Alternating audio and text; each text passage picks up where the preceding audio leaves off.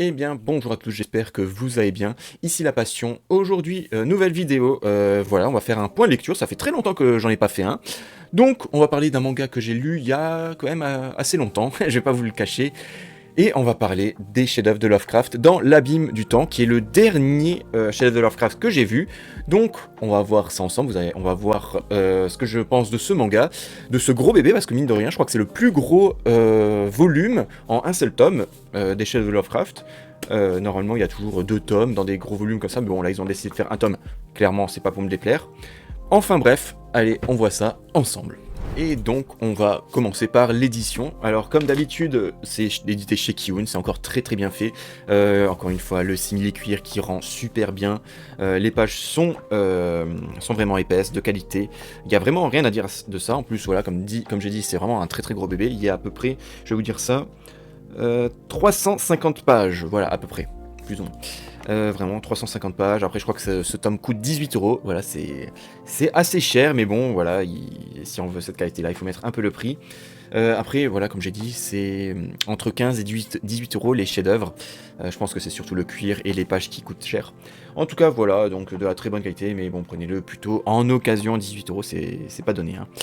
Après, niveau dessin, bah, comme d'habitude, c'est dessiné par Gutanabe. Et encore une fois, c'est du très bon boulot, hein. Bon, je vais pas me répéter, mais voilà, c'est superbement bien dessiné. Les noirs sont très prononcés, on dirait que c'est dessiné à l'encre de Chine.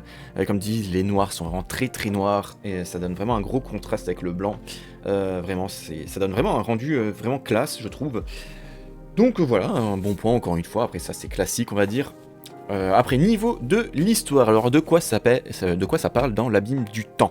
Eh ben, on est en 1935, je le dis juste un peu derrière, hein, en Australie, et on va suivre le professeur Nathaniel Peasley. Et donc, qu'est-ce qui va lui arriver à ce Nathaniel Peasley? C'est qu'il est professeur, et au moment de faire un cours, je crois qu'il va, alors je me souviens plus trop, hein, mais il va avoir un malaise, je crois, et il va tomber dans le coma. Et tout d'un coup, il va se réveiller, je crois, alors est-ce que c'est écrit derrière 30 ans plus tard, pardon. Oui, je crois que c'est ça, oui, 30 ans plus tard. Donc voilà, l'époque a changé, tout a changé, tout le monde a grandi. Et il va voir, comme dit, il va sortir du coma. Mais sa famille ou ses proches vont lui dire que bah non, il a vécu ces 30 ans. C'est que il va être possédé par une entité et lui se souvient plus de ce qu'il a fait de ces 30 ans plus tôt. Alors je sais pas si j'arrive bien à m'exprimer, mais c'est plutôt ça en fait. Enfin c'est un truc comme ça. C'est que pour lui, il a dormi pendant 30 ans et en fait non, il y a une espèce, il y a quelque chose qui a pris possession de son corps et qui a vécu sa vie. Et donc il va avoir une espèce d'enquête pour voir ce qu'il a fait, c'est quoi qu'il a possédé, ou s'il a été possédé, ou qu'il a eu une double personnalité, voilà, il y a plein de questions qui vont se poser à ce niveau-là. Il va tomber sur un bouquin, je crois le Necronomicon, il me semble que c'est ça, et là il va voir des bâtiments comme s'il les avait déjà vécus. Et tout d'un coup, il va se rendre compte que finalement, il a vécu lui aussi, enfin, il a possédé lui aussi quelqu'un d'autre. Ou quelque chose d'autre. Et je vais m'arrêter là. Voilà, je vais pas en dire plus. Je crois que j'ai déjà pas mal spoil. Mais voilà, je vais m'arrêter là. Clairement, je vais laisser le mystère. Donc voilà, on va suivre ce professeur qui va être en quête, qui va enquêter sur ce qu'il a fait, ce qu'il a vécu, si il a rêvé de tout ça ou pas. En tout cas voilà, c'est plutôt pas mal. J'ai plutôt bien apprécié cette histoire, qui est pour le coup plus basée, enfin plus science-fiction que fantastique ou fantaisiste, comme on a l'habitude chez Gutanabe. Enfin, pardon, chez Lovecraft, pardon. Voilà, je trouve que celui-là il est beaucoup plus science-fiction. Après, il y a toujours ce petit truc, voilà.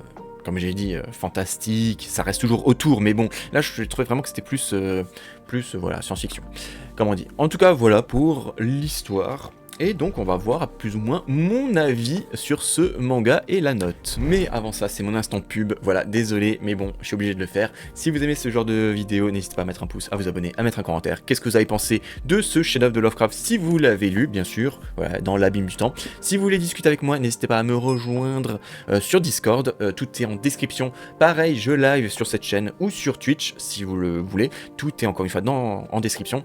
Là, on est en train de faire les Kingdom Hearts. Je pense qu'on est toujours en train de le faire parce que oui, je poste, enfin j'enregistre un peu en avance les vidéos.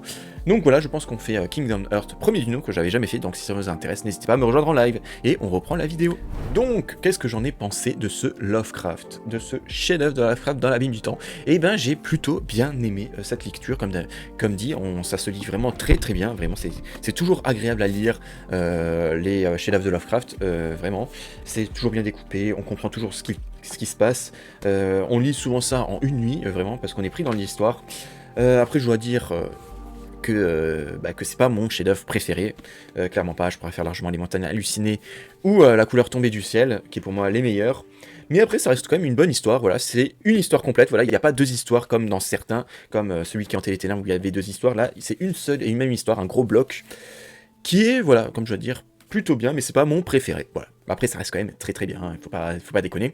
Et c'est pour ça que je vais donner comme note un bon 7 sur 10, pardon, c'est vrai que je passe sur 20 maintenant, un 14 sur 20, voilà, 14 sur 20 pour ce Shadow of Warcraft, clairement. C'est vraiment bien, mais c'est que c'est pas le meilleur. Voilà ce que je peux dire. Donc si vous le trouvez pour pas trop cher dans un lot manga en occasion ou l'unité pour pas trop cher, vous pouvez l'acheter, c'est une valeur sûre comme d'habitude. En tout cas voilà, c'est la fin de cette vidéo, j'espère qu'elle vous aura plu. Et sur ce, on se donne rendez-vous à la prochaine. Je vous souhaite à tous une très bonne journée, une très bonne soirée, soyez gentils dans les commentaires, et l'esprit shonen, et la date de fin.